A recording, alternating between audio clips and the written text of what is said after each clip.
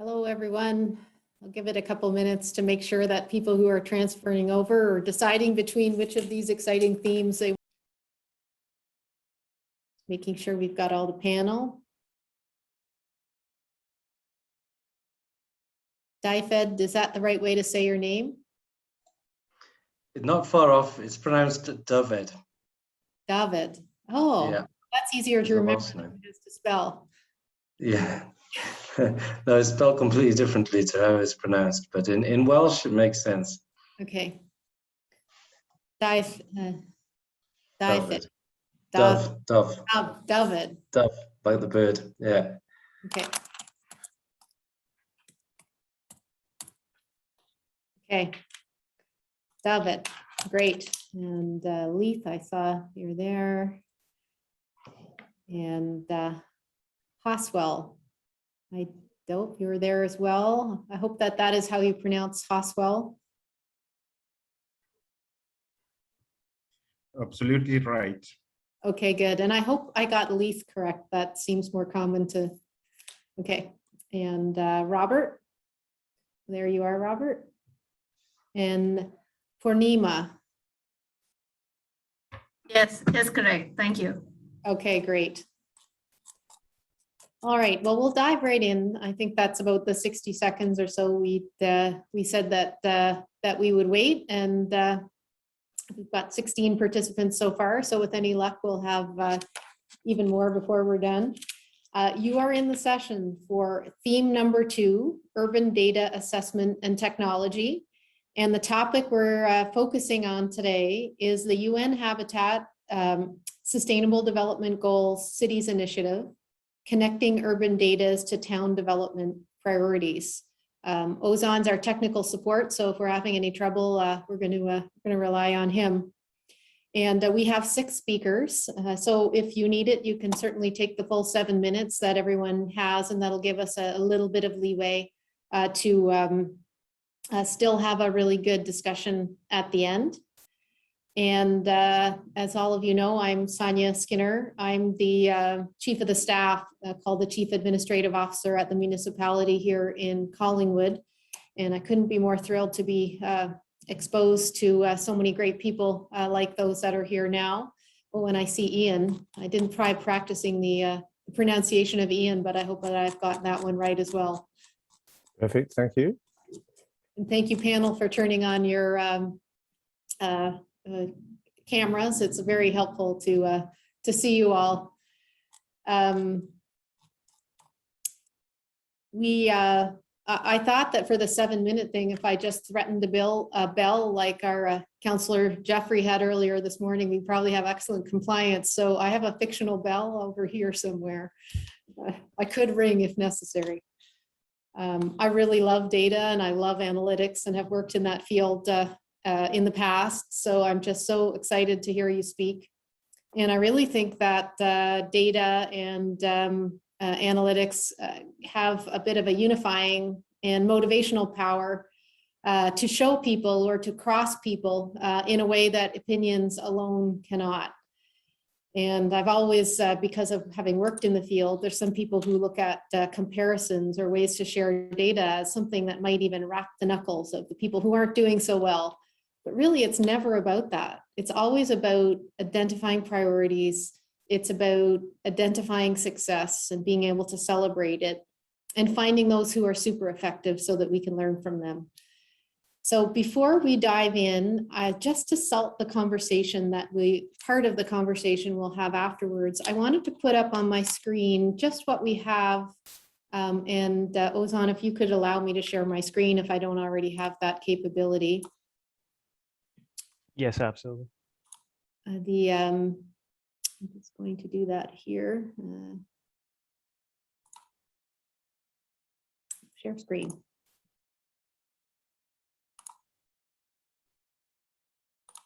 Is it working now? I think so, and hopefully everybody can see the.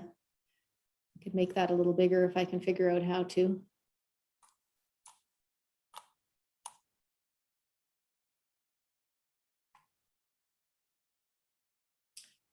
I can't hear anybody. Can you hear me? Yes, we hear you. Okay. And my screen is now frozen, but I'll keep talking, and with any luck, the technology will catch up with me. If you have any trouble seeing what I'm showing, I'm on, I can't figure out what page, but I'm in the draft resolutions that were posted in the chat this morning by Ilda. And it's the draft resolutions for urban data assessment and technology. And I just wanted to double check with one other person. I don't know, maybe Ian, for example, can you hear me? Yes, Sonia, I can hear you. Okay. And can you see the document? No.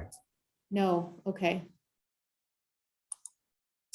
It's still thinking and won't let me stop sharing, so I'll just continue on for a little bit longer. So in the urban data assessment and technology, right now we have principles that are set up. There's one that seems quite relevant, and it's actually would be a reaffirmation of the 2020. It would be a reaffirmation of the 2020 resolution should we continue with it. And it says that towns, small cities, and Indigenous communities require a capacity to harvest and process data and to move forward with a commonly accepted towns assessment index. It talks about tools, and then it talks about things that we might like to measure, including housing, infrastructure, transportation, et cetera. And then there's a couple of other principles about technology. And right now, we don't have any examples of good, wise, or best practices and successful projects and studies, but I do hope that through listening to the panel today, and maybe some of the people who are listening will get some of those examples. And then finally, the recommendations, which are in the appendix down here. There's only one right now, and it's a bit broad. I think I would prefer to see something a little more specific. But what we're looking for are actionable items, who would help, and some resources. And the actionable item right now says, dedicate resources to towns, small cities, and Indigenous communities to establish the City Prosperity Index with dashboards and to measure achievement. So we're not meant to, I'm going to stop sharing now. We're not meant necessarily to discuss those right now, but that was to salt the conversation that we might have for those things that stir your heart and inspire you as our presenters go through today. So the most important part of this now is, of course, our speakers. And the first one up is David Aubrey. And he is the regional advisor for UN Habitat, working out of Kenya, Africa. He's a senior advisor at the Human Settlements Program, and he coordinates the sub-program on shared prosperity of cities and regions, and previously headed the regional office for Arab states. It says here he is very passionate about the possibility of cities to improve the quality of life of residents. In 2006, more than 1,300 new residents moved into the community, meaning that 1/3 of the population. To this session. I wonder, I'll try and share my screen. Can I do that? Yeah, I think so. So, do you have it in front of you yet? Good. Okay, let me continue then. Yep. Thank you. So, what we're trying to do with SDG Cities is to bring about a collaborative action to help cities, to unleash the potential for cities to accelerate sustainable development and improve quality of life for their residents. And it's not just for the purpose of the residents of cities, but for the purpose of SDG's achievement globally, because more than half of the world's population live in cities. The city population is continuing to expand. Roughly 2/3 of the Sustainable Development Goals are relevant to cities. And the economy and the services of cities have a big impact on the surrounding territories. So if we really can get SDGs working in cities, and in loads of them, or in all of them, then we're going to have a massive impact, and we're going to get the world in the right place in terms of achieving the SDGs. And in 2016, maybe some of you were in Quito with us, when we had the Habitat 3 the summit, where we looked at where the new urban agenda was produced. And that provides a kind of a blueprint for how cities can accelerate the achievement of sustainable development. And it requires effective policies, it requires proper urban plans that consider public space and the right density and the mix of uses, etc., connectivity. It requires inclusive and accountable urban governance. It requires infrastructure that's distributed in an equitable way and in a strategic way that can strengthen local economies. And of course, this local economic development needs to then generate revenue so that can be sort of recycled back into cities and make them continually more effective in delivering on economic, social, and development and environmental sustainability.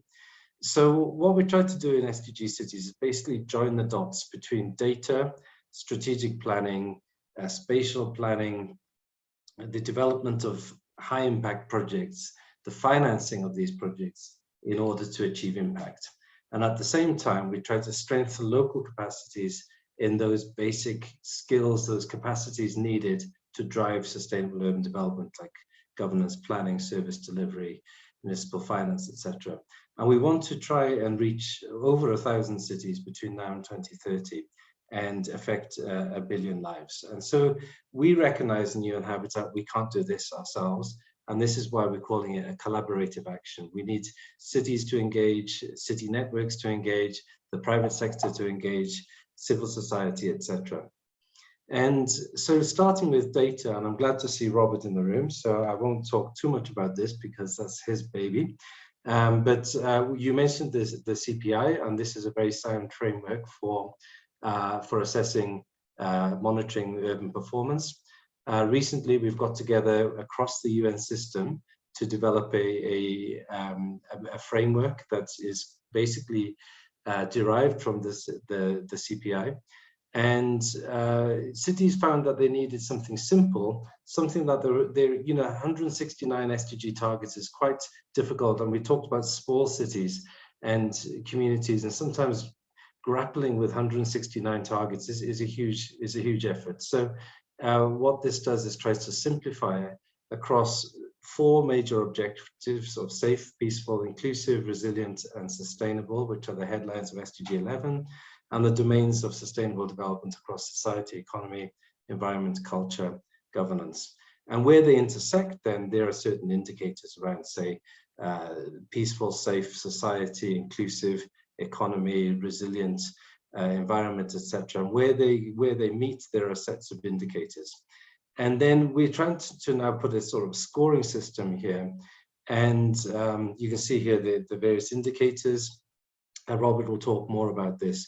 But when we're able to then sort of index it so that each domain is able to be scored, we can then start measuring where we can plan ahead. We can see where does the city want to be by 2030 and measure where is it now and see where are the gaps.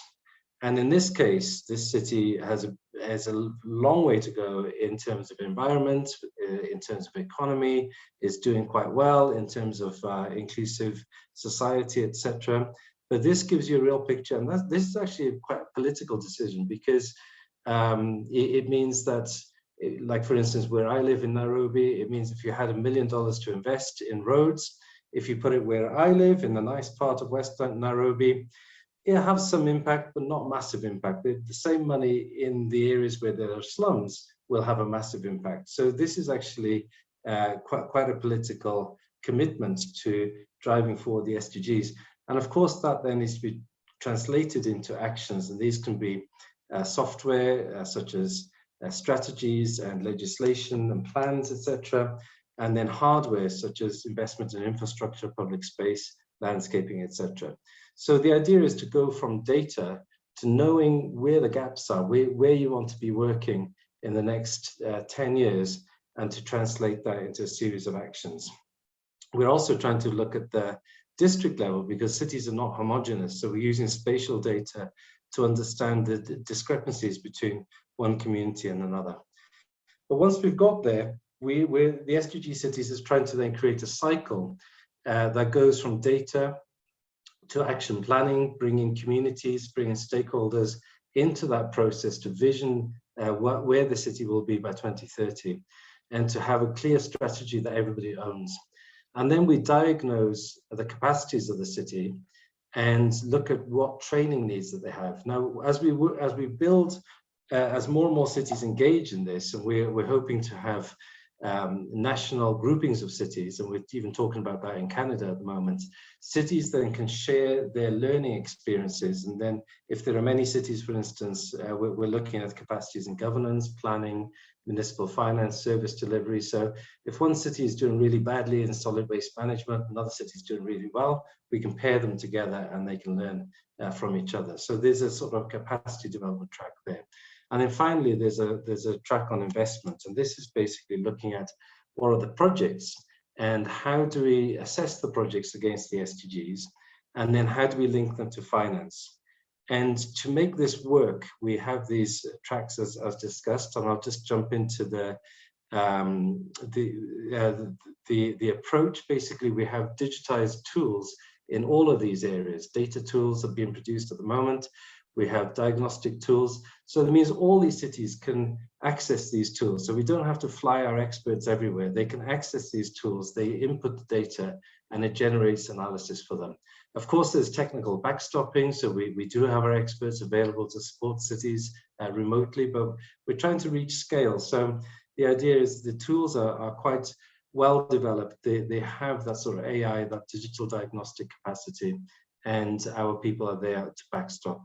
One last thing then before I close, the key thing for us is reaching the last mile impact. So it's one thing to have data, it's one thing to have plans, but plans need to end up in projects, and projects need to have an impact on people. So often these projects are not financed, there's not enough public money available. At the same time, there's loads of private resources that could go into SDGs, but somehow those two are not connecting. So what we're doing with the City Investment Facility is supporting project preparation so they're prepared in a way that can be financed easily. And then we've got investment vehicles that invest the first few $1 million in to de-risk the project, and then they crowd in various sources of investment to make it happen. I think I've reached my 7 minutes, so I better stop here. Thank you, David. I was just about to have to get out the sign I've now created. Here, I was a bit scared of that bell. There we go, 1 minute warning. But you finished just right.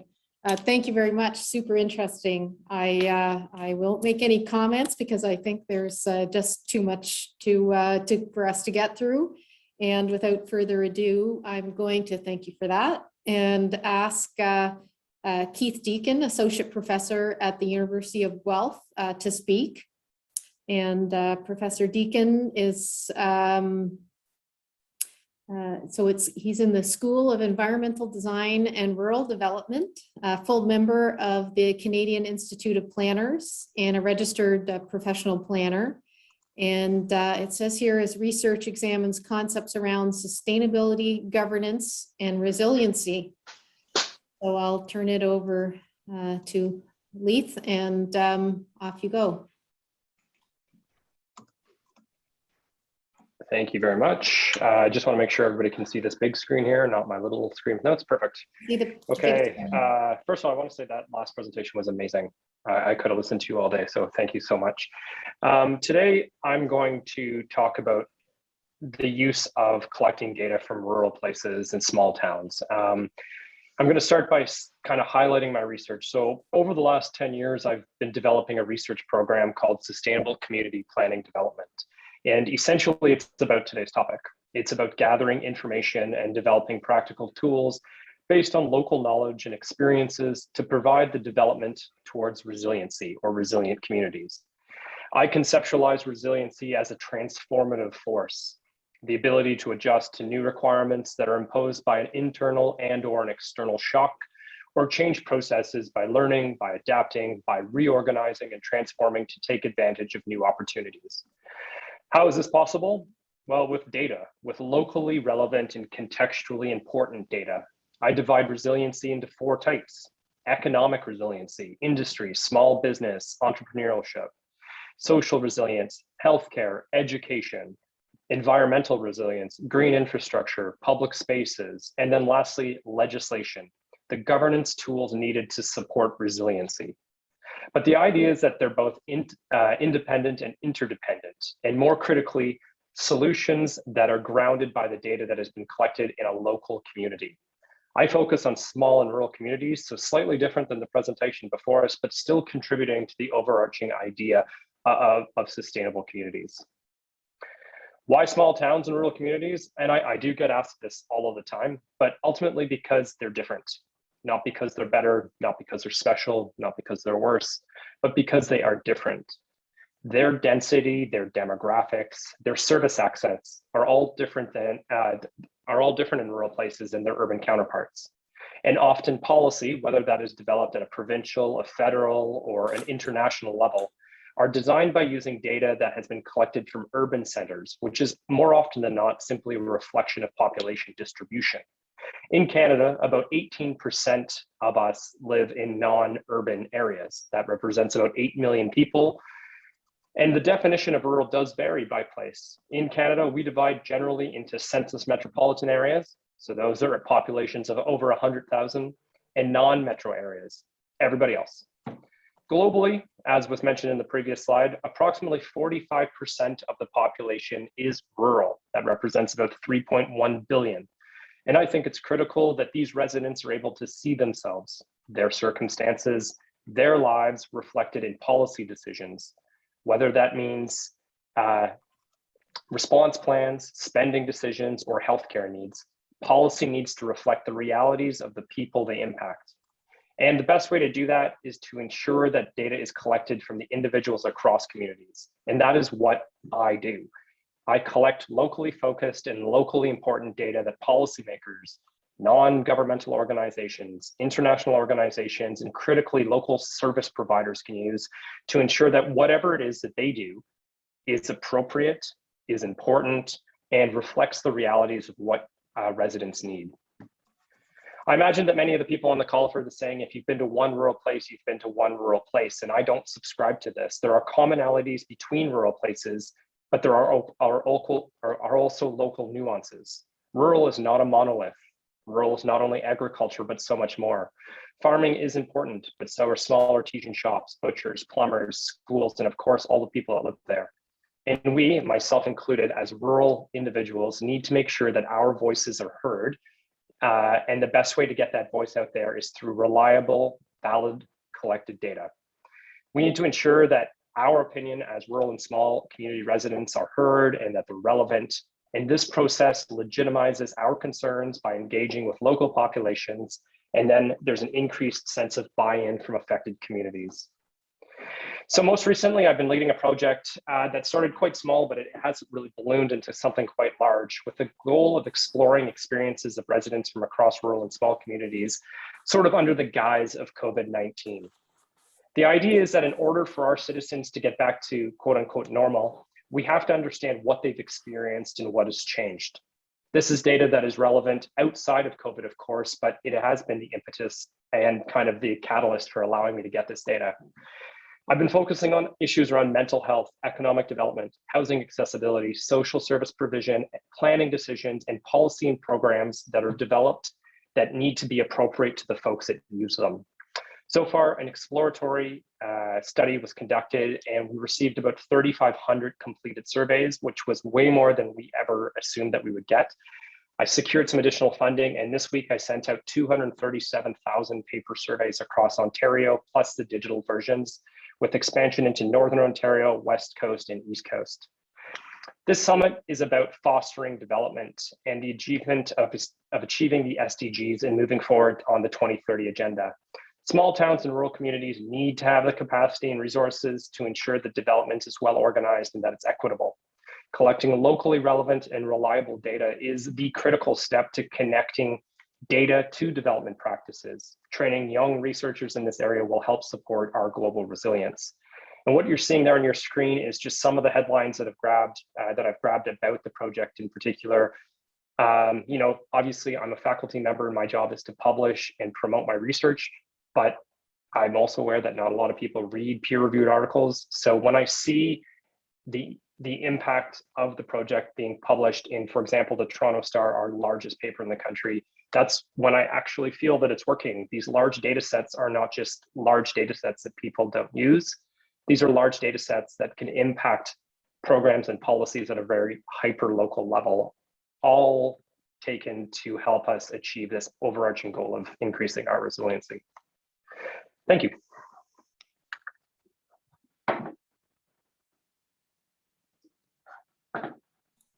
Thank you very much. And I didn't get my chance to use my new homemade sign again. Thank you. That's absolutely wonderful. And I feel like I need to call you from Collingwood and say, want to help with our local projects. I'm just down the street. I'm in Fergus, so anytime. Even better. That's what this conference is all about, I think, building people that you can call and to help advance things that are happening in your own towns, or for that matter, help advance the research that we all need to get done. So the next person, our third speaker, is Hoswell Kanuthia. How did I do on the surname? You did great. Okay. And indeed, All right. And I'll say a couple words about you if you don't mind. I understand you're a municipal manager in Thika municipality in Kiambu County, Kenya. Management and administration expert with a background in business administration and information technology, and with an interest in the management of organizational development. Hoswell is passionate about governance, human rights, transformative leadership, and is involved in infrastructural development projects such as the improvement of urban roads, public amenities, and sanitation programs. And he hopes to increasingly change the narrative around urban issues and close the socioeconomic divide and encourage collective action in the management of urban issues. And I think in that quest, he's going to share some information with us today that maybe we'll reiterate further in the world after this. Hoswell, welcome.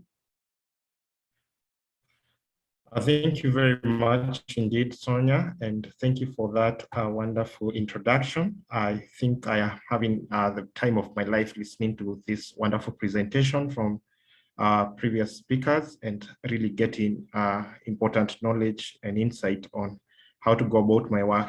As you've rightfully put it, I am a municipal manager in Thika municipality, which is a town a few kilometers from capital city of Kenya, Nairobi. And in this, I want to demonstrate, mostly my presentation will be pictorial, just to show you how we are doing it there. So I can have the next slide. So this is just a pictorial demonstration of some of the neighborhoods or some of the towns you find in Kenya. This is not particularly Thika, but this is Nairobi. On your right, you can see Kibera slums. And on the other side, we have Karen, and that is Karen Golf Club, and that is the slum part.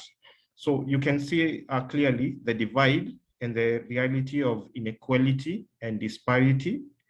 All this has been brought about by rapid urbanization, which is a reality in Kenya, with most of the population moving from rural areas where we have the rural agriculture. And I think DECON has really demonstrated that rural areas are not necessary for agriculture. So people moving from agriculture to come and work in the industries in town, some of them without economic empowerment find themselves in these informal settlements, and they will neighbor such a great affluent neighborhood. And with this as a policy person, we will have to even come up with ways to mitigate conflicts between the poor and the rich. So this is some of the things that are happening, approaches through data. This is Nairobi City. And as you can see, we have a rapid program to bring about sustainable urban mobility plan, where we are thinking that we do not only have the vehicular traffic, but we also have pedestrians who need walkways. We have riders who need the way to where to ride. So we are really doing things to do with master planning, inclusive planning, so that we can have mobility, sustainable urban mobility plans versus the traditional planning, which basically factored the vehicular traffic. Coming to the next slide.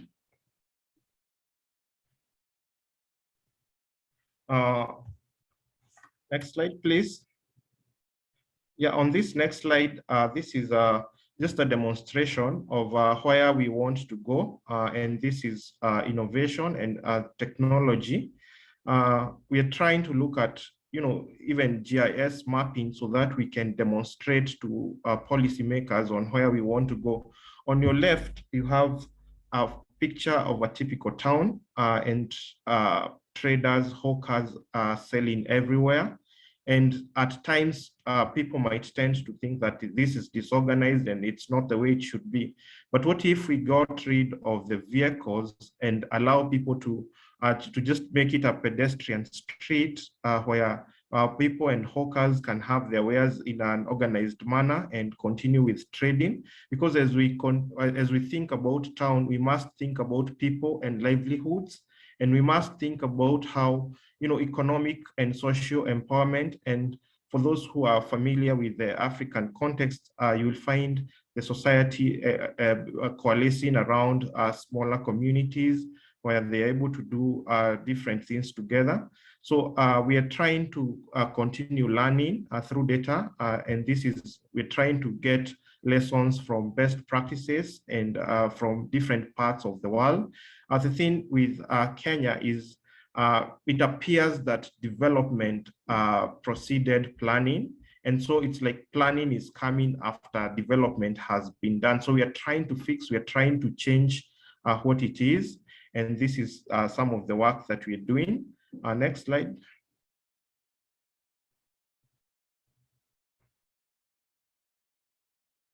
Yeah, so this is one of a market that we have built within the locality. And this market is mostly supposed to bring about inclusion to the vulnerable urban communities in Northeast. You'll find that people who are a bit well up can afford to rent a building, can afford to rent a shop and put their wares there. So with the idea of a market is just to bring those people who are having, what we call mapato duni, or what we call the little earning. We give them space to come and do their trading. And at the end of the day, they're able to get empowered economically. And through that, we are achieving inclusion. To my next slide, as I conclude, maybe the final slide. Yeah, this is one of the public spaces, and that is the work we've been able to do on public spaces and our program, Kenya Urban Support Program, funded by the World Bank. We can go to the next slide.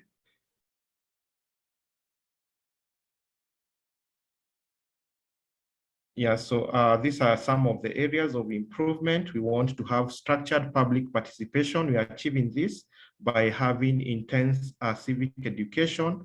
We want to improve on budgeting, technology, and innovation in data collection. I think I will wrap it there. Thank you very much. Thank you very much, Oswald. That's super interesting and really showed to me the diversity of different things that we're all working with under some same good principles. Very, very interesting.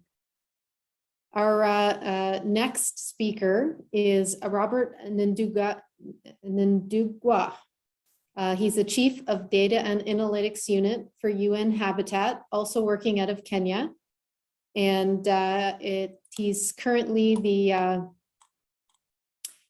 officer in charge of the Global Urban Observatory Unit in the Research and Capacity Development Branch at the Human Settlements Program. He's primarily responsible for UN Habitat's global urban monitoring and reporting on SDGs and doubles as the chief statistician for UN Habitat. So this will be quite interesting. And I think if we have statistical questions, we can all ask Robert those as well. Robert, please go ahead. Thanks a lot, Sonia, and thanks to the City of Collingwood for this invitation and for organizing this session. I'll briefly share with you a little bit of some global experiences that we are leading on, particularly around the aspect of global monitoring and reporting. Next, please. So here, I think many speakers have alluded to this earlier. We're very fast urbanizing world. First, of course, obviously, with many positives in cities, but also alongside many negative challenges. And surely, I think if we are going to achieve all these global targets and the SDGs, I think the real battle still remains in urban areas. If we get everything right in urban areas, we are likely to achieve all these global targets that we've set for ourselves. Next, please. So with the coming of the SDGs, I think David also alluded to this earlier, we also got the new urban agenda that came in 2016. And the new urban agenda basically came in to reinforce various aspects of the SDGs, and particularly the means of implementation, but also the aspect of how to localize and ensure local authorities take leadership in terms of the implementation, but also the local monitoring and reporting. So here, I think very strongly, the new urban agenda emphasizes the aspect of strengthening the national urban policies, the aspect of legislation, but also the spatial planning and the local financing frameworks, as David also spoke earlier. Next, please. So how this literally translates into monitoring and reporting is quite diverse and can be very challenging. In the last 5 to 6 years of the SDGs as well as the new urban agenda, one issue we noticed is that while we have this huge mass of cities that are emerging almost every decade, monitoring these cities at local and then requiring to report at national, perhaps tracking global progress, required a little bit of innovations. So on the aspect of monitoring for new urban agenda and SDG 11, we've emphasized the aspect of local monitoring, basically city level monitoring and reporting, and then allowing for cascading the reporting at the national level. So here we've also developed a tool that we call the National Sample of Cities. For example, for a country like Canada, which is of course blessed with many cities, one would wonder how you're going to monitor some SDG indicators at the national level. Which cities are you going to include? Which one are you going to leave behind?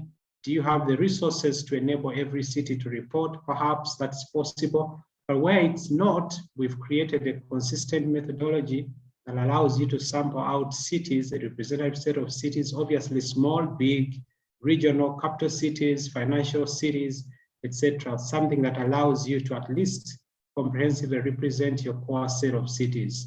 And of course, in our methodologies, we emphasize strongly the involvement of municipalities, the involvement of citizens in the entire reporting processes. Next, please.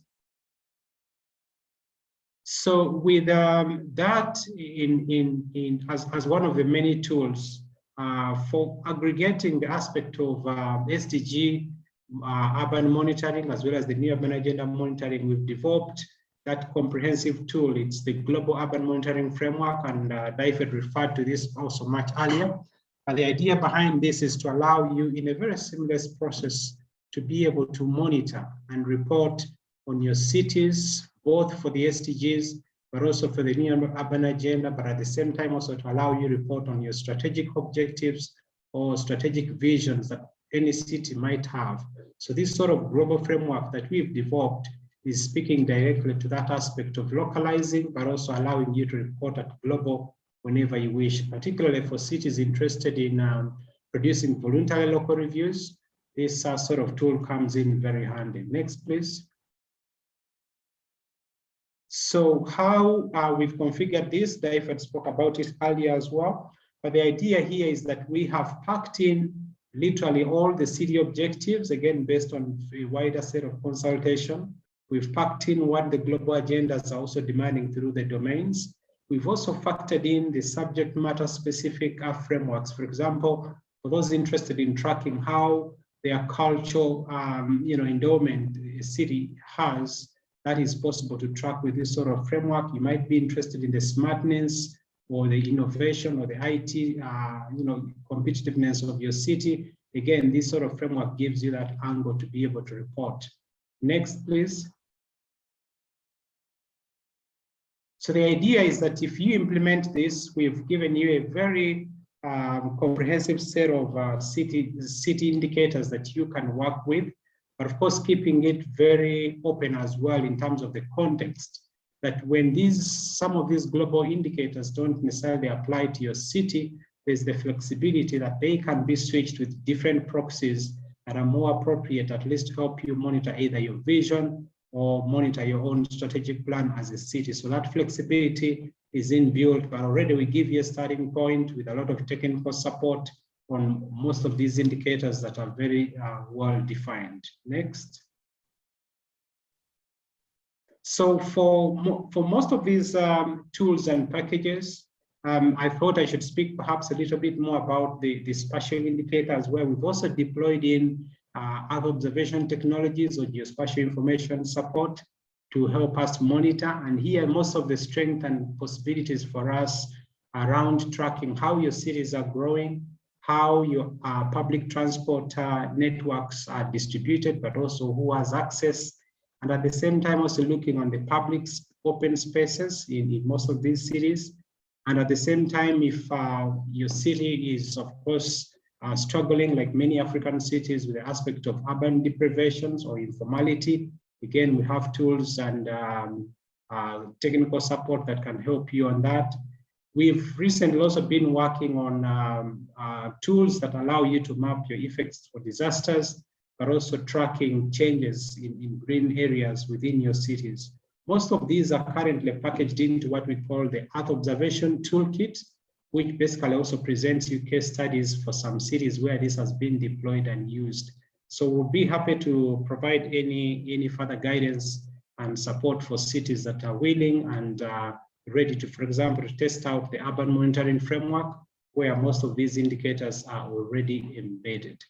Thanks a lot, and back to you, Sonia. Thank you very much, Robert. That was an interesting overview, and really taught me a few things about how the program is expanding and some of the new pieces that I wasn't aware of yet. Appreciate that greatly. We have two more speakers, and the next one is Dr. Purnima Dore,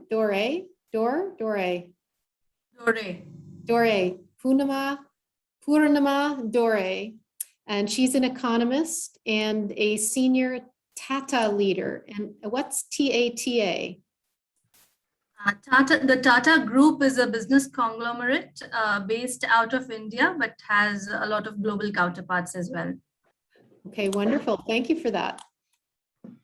She has deep experience in digital transformation, corporate and development finance.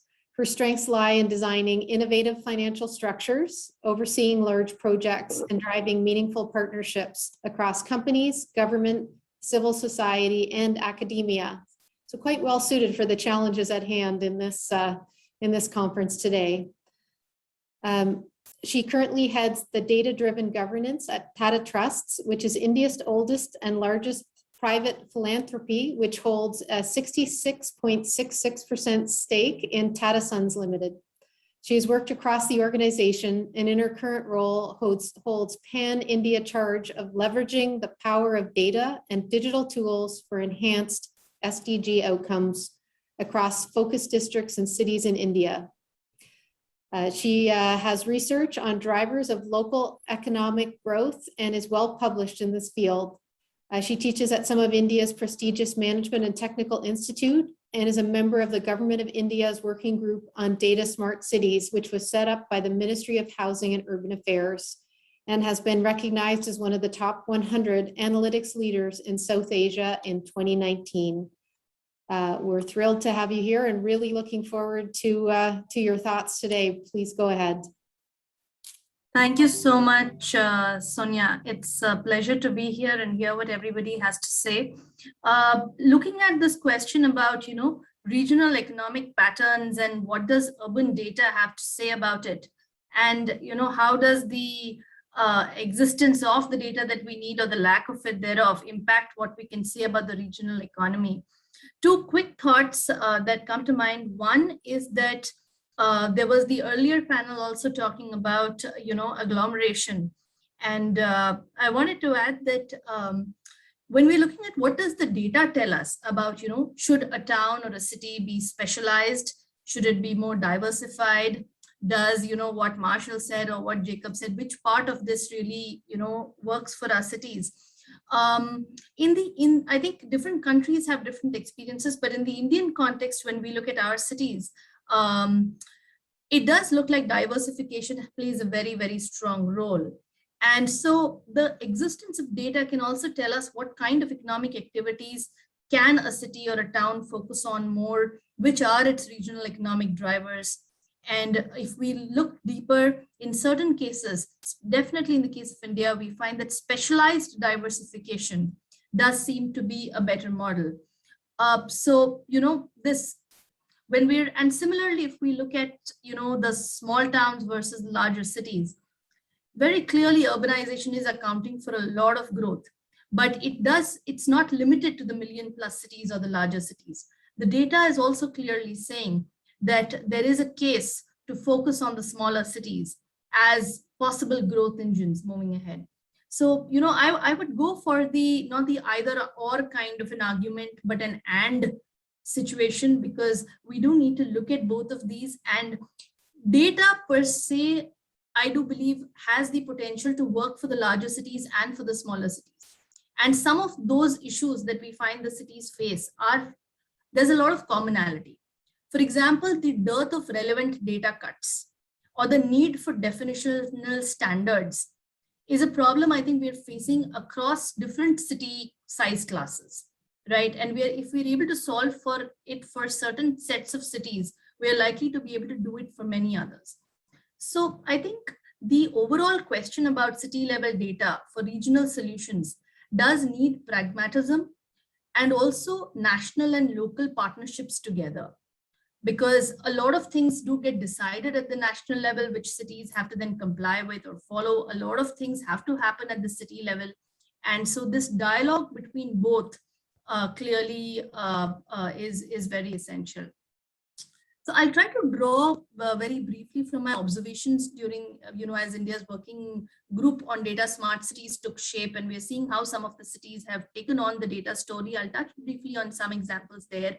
And there's also some of these experiences where if we have frameworks and platforms where technology is offered to cities at scale, and I did see that as an important point in the charter as well, the ability to have technology which can, really take things across can save a lot, both in terms of cost, resources, and also in terms of time. So with your permission, I'd like to just share a couple of slides that I do have.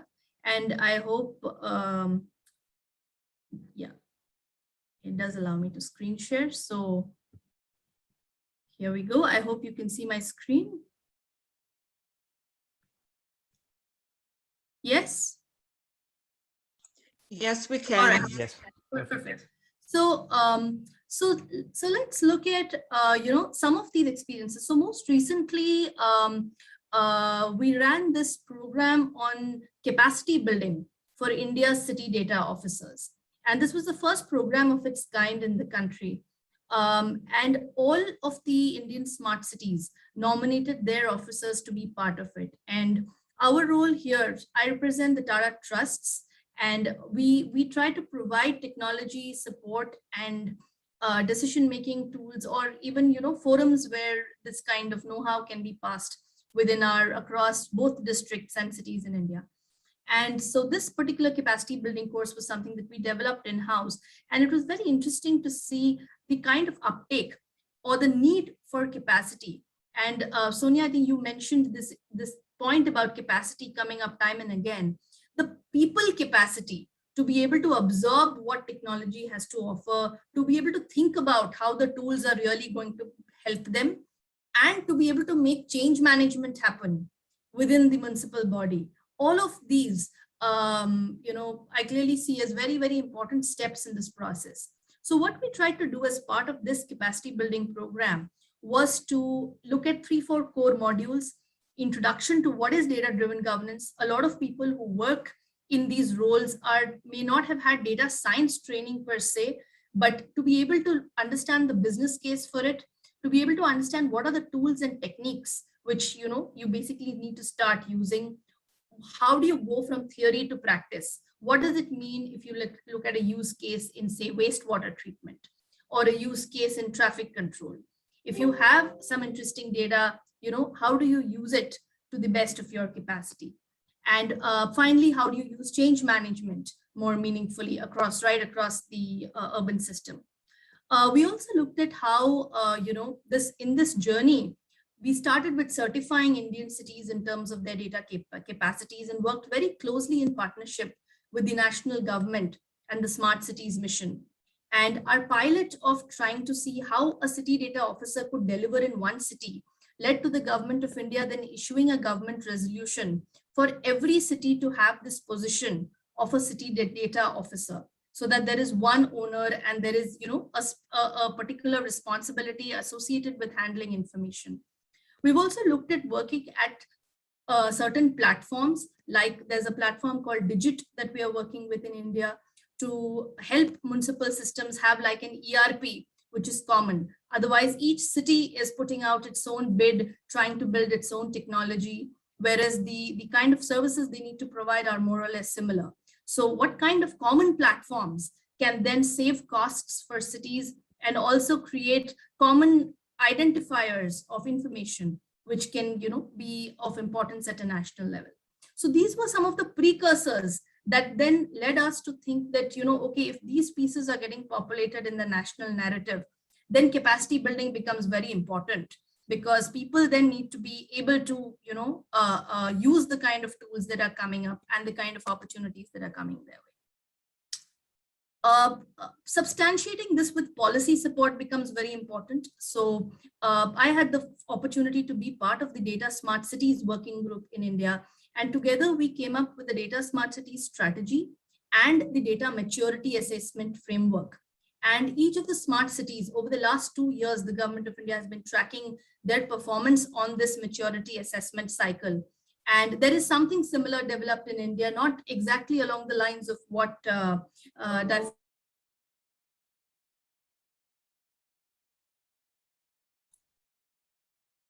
Oh no, it looks like we may have hopefully temporarily lost for Nima. We'll just give her a second just in case it's just a matter of calling back in quickly. Leith, I can see you moving, so I assume you and others can hear me.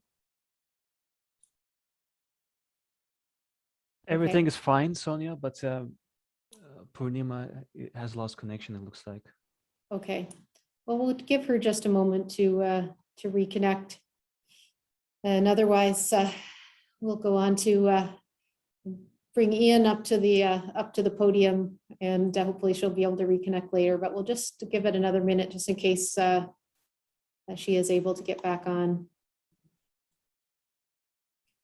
Don't forget to be thinking through those important principles and actions and great examples that we're going to talk about in a few minutes.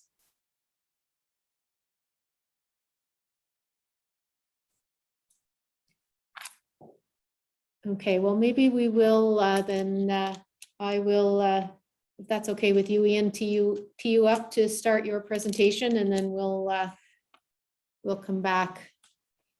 So with everyone's forbearance. We are going to adjust the schedule a little to work with our technology.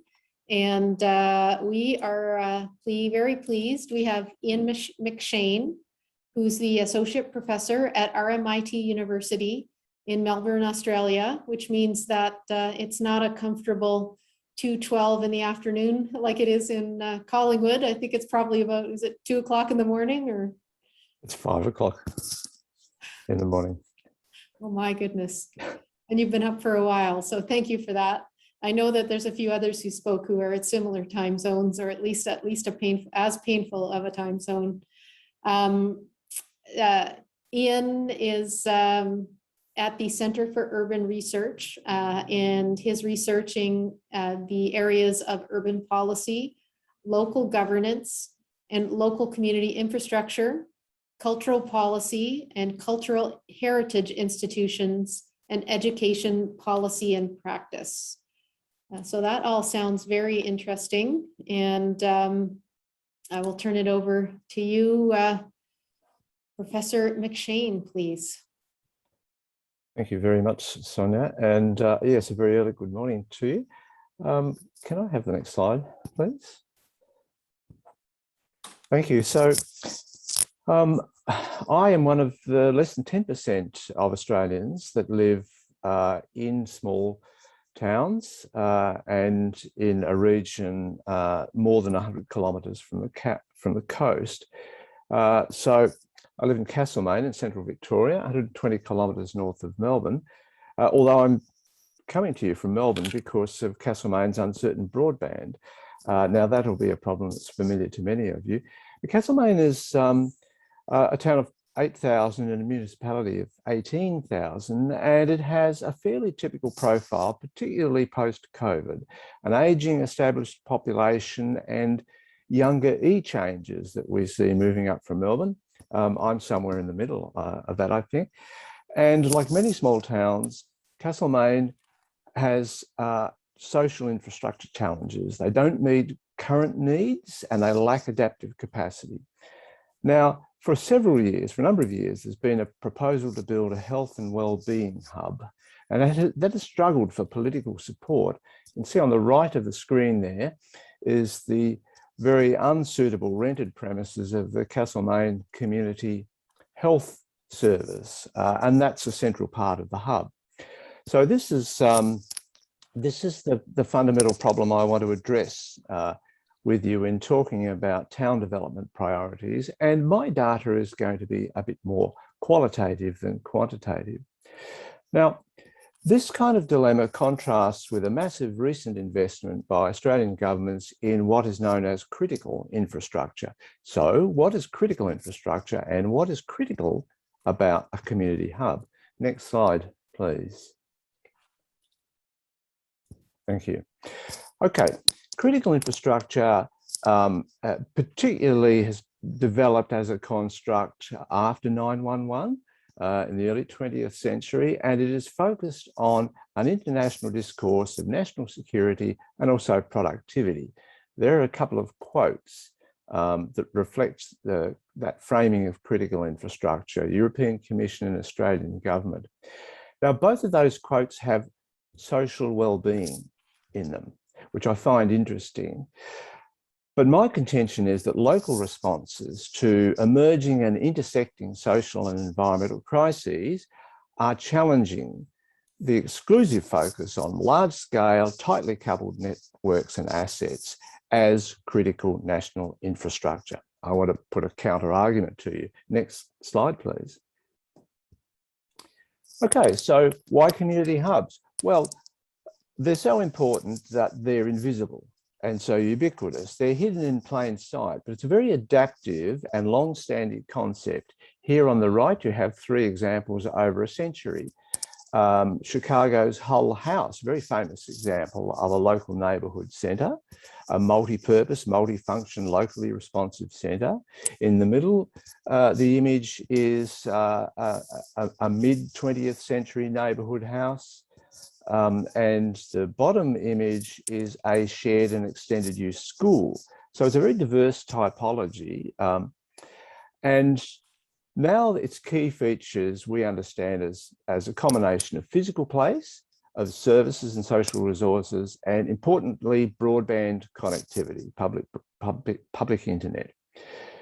There's a small indication of some of the benefits of co-location and service coordination, infrastructure efficiency, social connectedness, and very importantly, some room for unscripted or informal space, particularly for adaptive and emergent needs.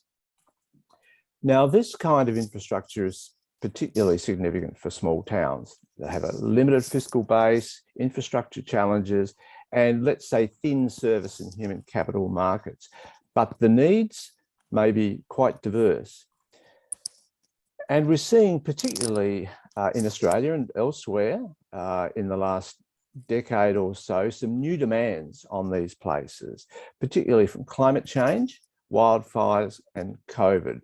They are asked now to be refuges, to be community kitchens, information centres, pop-up testing clinics, a whole range of new demands.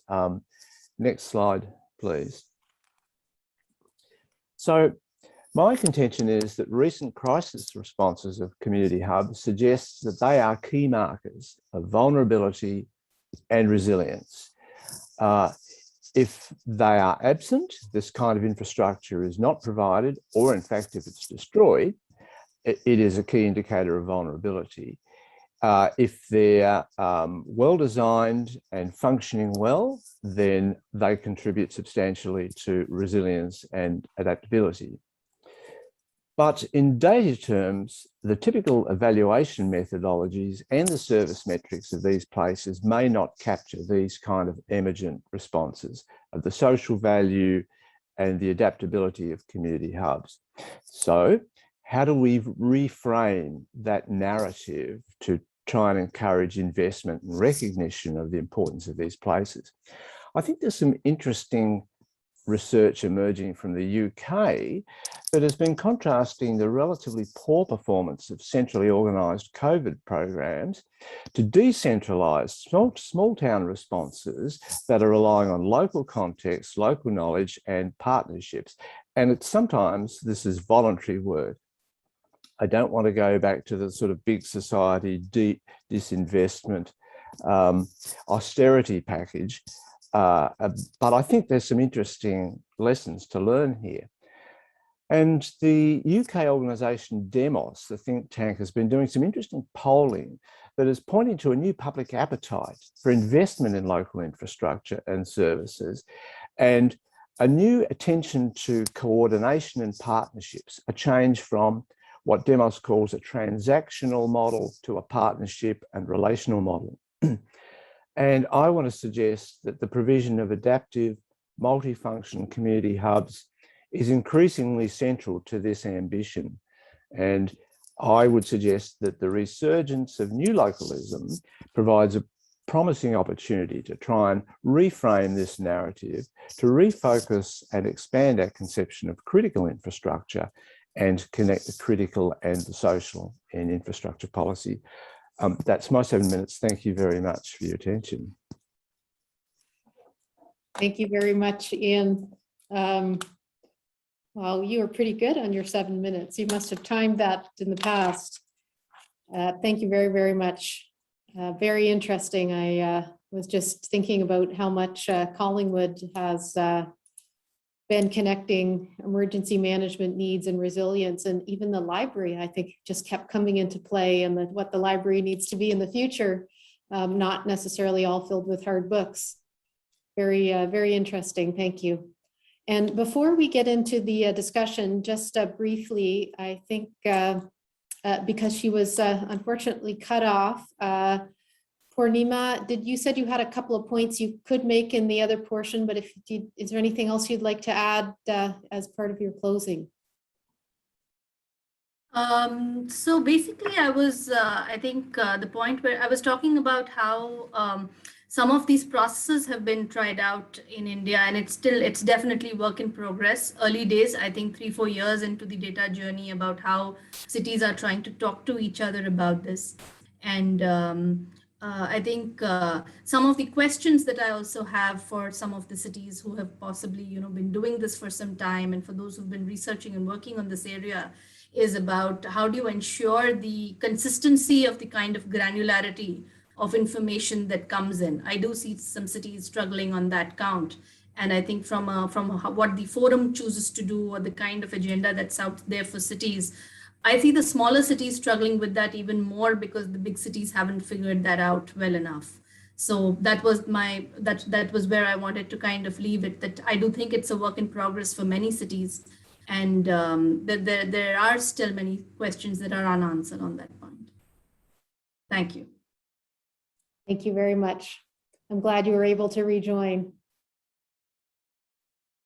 So almost right on time. We have a few more minutes until 2:45 for a question and answer, 2:45 Toronto time, for a question and answer, which is another half an hour, just under half an hour. And if you are in the not on the panel and you would like to propose a question for the panel, please feel free to use the chat, or if you don't have access to that, you can always put your hand up or wave, and we'll try and acknowledge you. And I just thought, to get things started, I would throw out a question for our panel members. And the question is, outside of what you've already talked about in your presentation, is there a principle, an example, or a pressing action that you think we need to take collectively to move this area forward? Anyone you want to tackle that?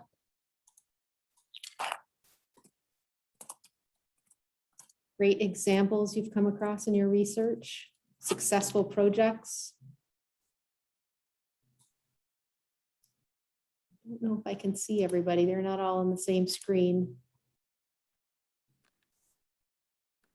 I think I wanted to share an example, which in terms of the principle of, I think this point came out about participatory planning and budgeting and the role of data. And I think there's a very strong connect there, because for any kind of meaningful budgeting, you need the information, right? And I think financial data is the first step of having, all the information at your fingertips.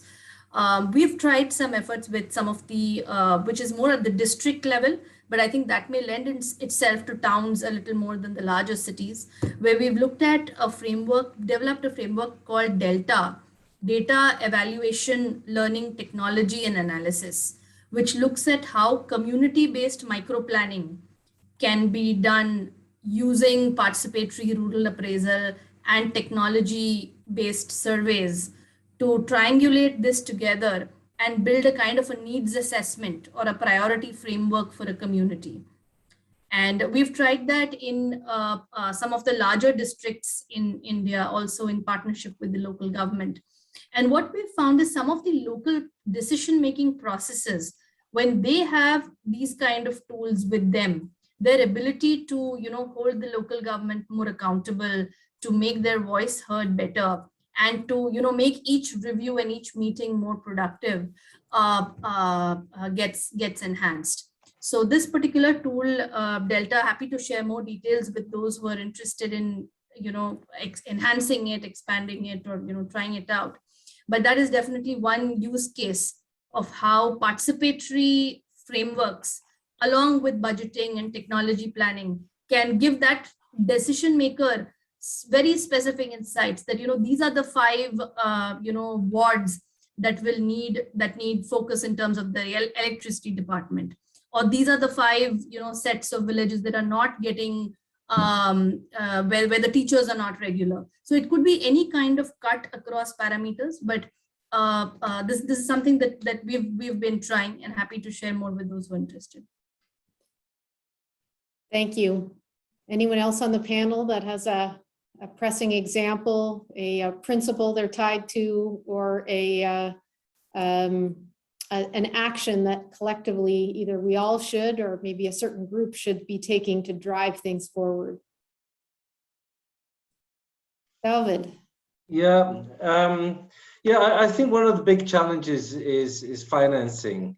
And I think as we see that the world is urbanizing, we need that urban growth to take place in small cities, in hundreds of thousands of small cities, rather than hundreds of megacities, and having continue to grow. And when we look at a lot of the sort of development banks that are interested in investing at the subnational level, they're going for the big cities because the due diligence you need to do, you're more tempted to go for a big city because they're going to generate a pipeline of projects for you. So how do we sort of shift that? So it's more of a pressing challenge. And what are the examples coming out? I think innovation around community managed funds and sort of doing some more work on this so that communities are able to better define the use of funding that comes in and leverage maybe local sources of finance towards that. Principles of aggregation, if there's networks of many small cities and a number of them, for instance, are looking for zero carbon buses, can they group together? Investors also are looking for large ticket sizes. So how do you aggregate projects from many, many small towns to create a big size procurement or something like that that's interesting for a large investor. So I think innovation around financing for small and small intermediary cities is going to be a really important nut to crack. And I think this is something we'll be exploring in the next World Urban Forum. Thank you. Okay, and I'm gonna put Robert up, but I do see you, Melody, as well. I'll just get to you after Robert. Thanks, Sonia. I just wanted to touch on one point, an experience that we've had with our network of urban observatories. We do have active urban observatories, which basically are think tanks, local think tanks in cities or local governments that help us to collect a lot of this urban data using our global international instruments.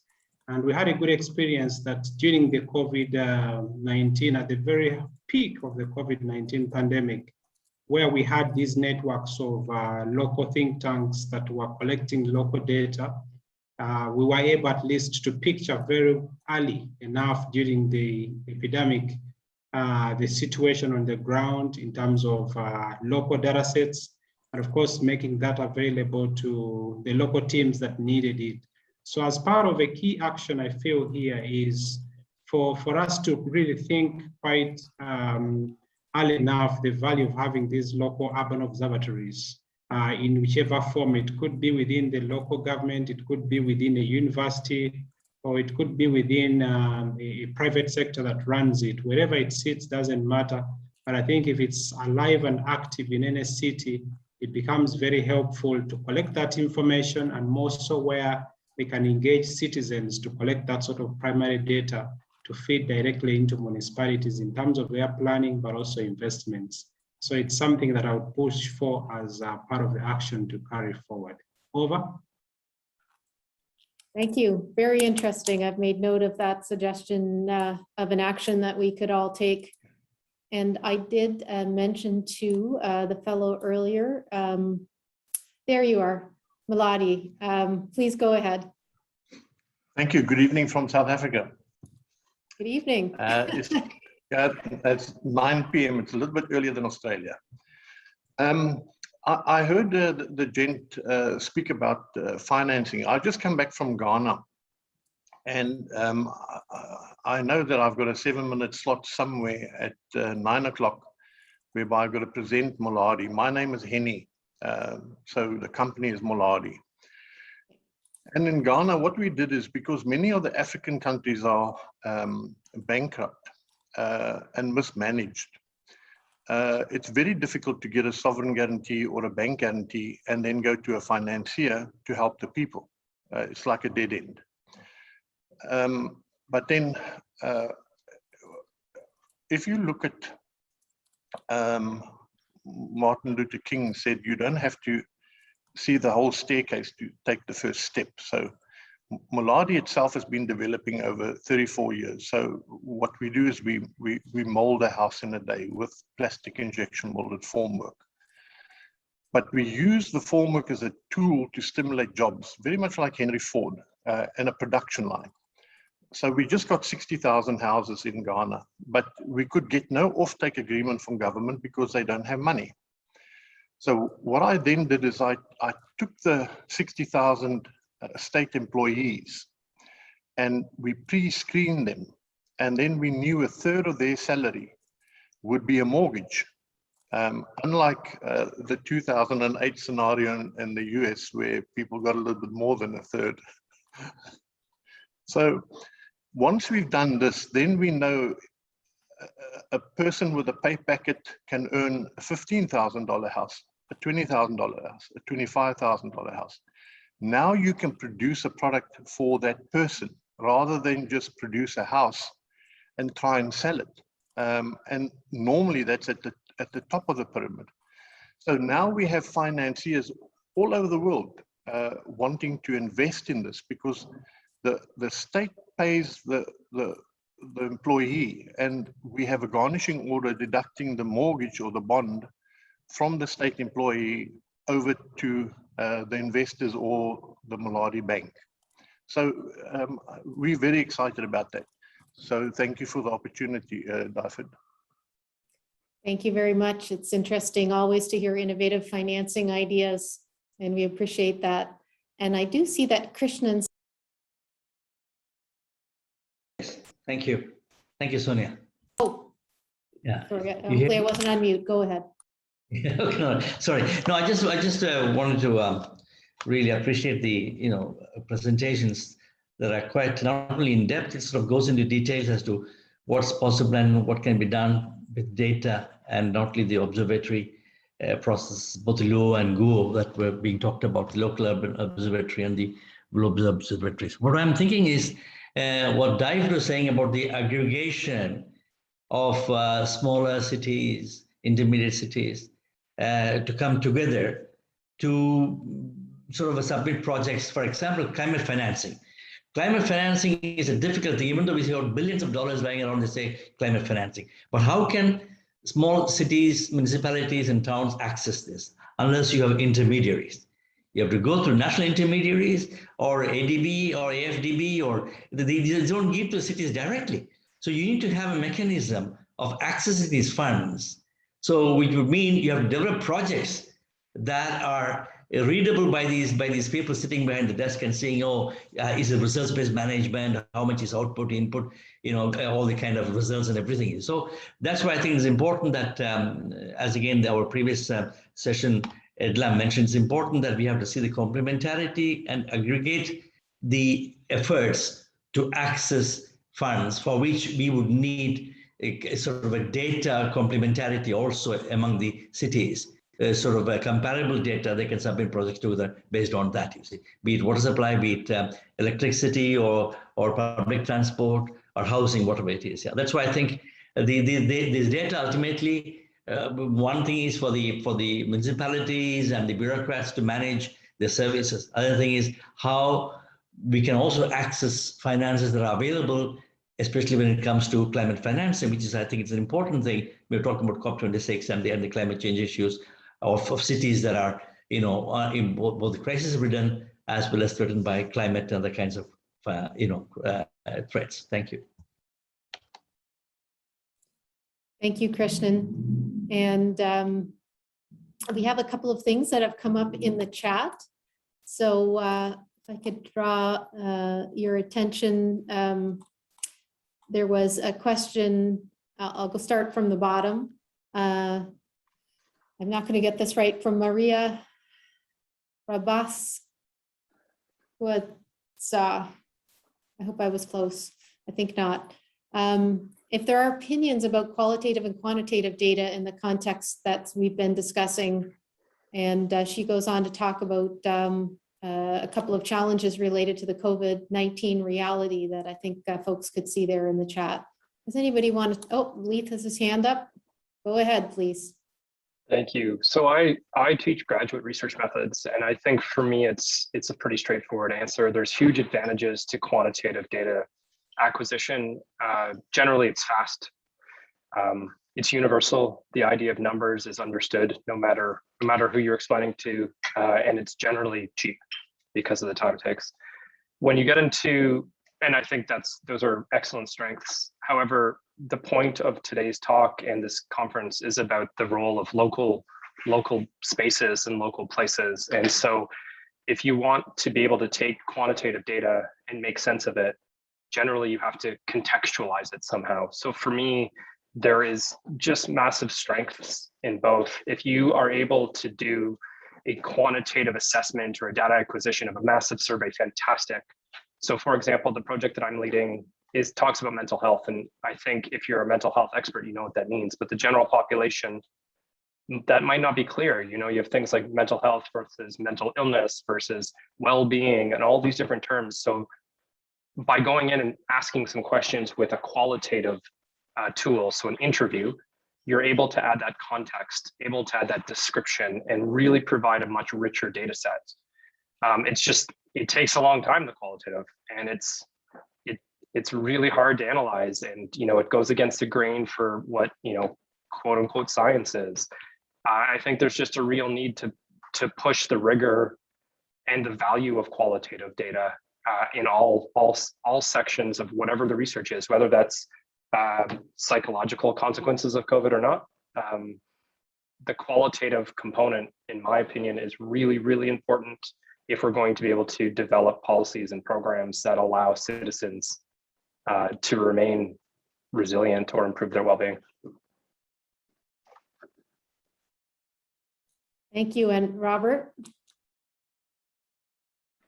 Thanks, Sonia. I would also just want to add on to that point, really, to make the case that the qualitative data is very important. And in fact, when it comes to the new urban agenda, that issue was stressed very strongly in quite a number of articles within the new urban agenda.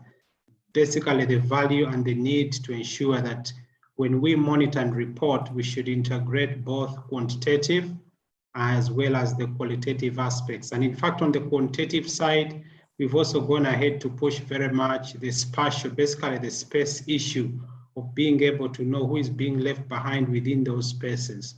But the value of the qualitative here comes in also from the experience we had when we're implementing the previous City Prosperity Index, which has now transitioned into the Global Urban Monitoring Framework.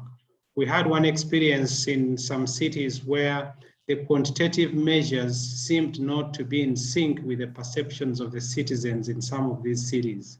So we actually instituted a parallel perception prosperity index or survey tool, which then allowed us to almost collect parallel data alongside the quantitative measures that then allowed us to know whether the perceptions of citizens was in sync with the qualitative findings that were coming through. And obviously, as you might know, that in some cities, that perception didn't go in line with the quantitative. And that prompted us to check again and find out why is public perception very different from the quantitative measures that we are picking up. And in the similar way, we've actually been developing that parallel tool on the Global Urban Monitoring Framework, where we have quite a number of quantitative indicators, but we are developing in parallel the perception tool, because we know and value that aspect that unless these two are in sync, in most cases, you might be thinking, for example, the city is prospering based on your quantitative measures, but citizens don't feel anything in terms of that prosperity, which is really key and central. Over. Thank you. That was really interesting. And I could see a couple of people really nodding and getting quite interested when you talked about the parallel collection. So I do hope that, Maria, that satisfied you. I think it was an excellent question. We're almost at the end of our time. So I did want to open it up to David, Leith, Hoswell, Robert, Purnima, and or Ian. Is anyone that now you've heard a bit of the conversation want to have the last word as we go off to the rest of the afternoon? Anything pressing that in your professional opinions needs to be said?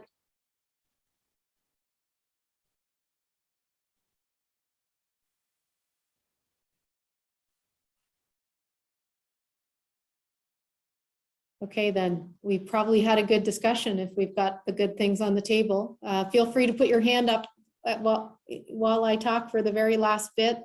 What I've done as each of you spoke and as the participants spoke or asked questions or put things in the chat is I tried to record things that sounded like items that were important to you or really interesting examples. So what I will do with those is succinctly put them in the resolutions document. In part because we want great actionable resolutions, and in part because I'd love to have a reference place where I could go back and just find in one document a couple of the really interesting things that were mentioned today. I really hope that you'll join us tomorrow. There is a workshop after lunch. First, it's a 1-hour workshop just about data and SDGs, where we're going to look at the resolutions. And hopefully this group, maybe with a few extras, will workshop through some of the priorities. And there'll be a subsequent 1-hour session where we look at the other three themes as well. And for Purnima, you have the last word, I believe. No, since you did give the opportunity, I felt that given that this document is going to be, going out to a lot of decision makers, would you like to consider, having information platforms as a public good? So where the kind of data that comes together, having information platforms as a public good then means that national governments choose to invest and park budgets in it, so that each city is not having to, set aside very large amounts for it. What they do can be incremental. But if national budgets are going towards preparing these data systems, then for cities, the incremental work and the cost becomes much lesser. So this was one suggestion. If, in the course of the discussions over these 2 days, you think there's merit, I think it may be worthwhile to put it out there. Thank you very much. I'll make sure to include that. And that's a very worthy last word. Thank you to everyone. There is another session starting at 3, theme 1 housing, financing and sustainable housing. I think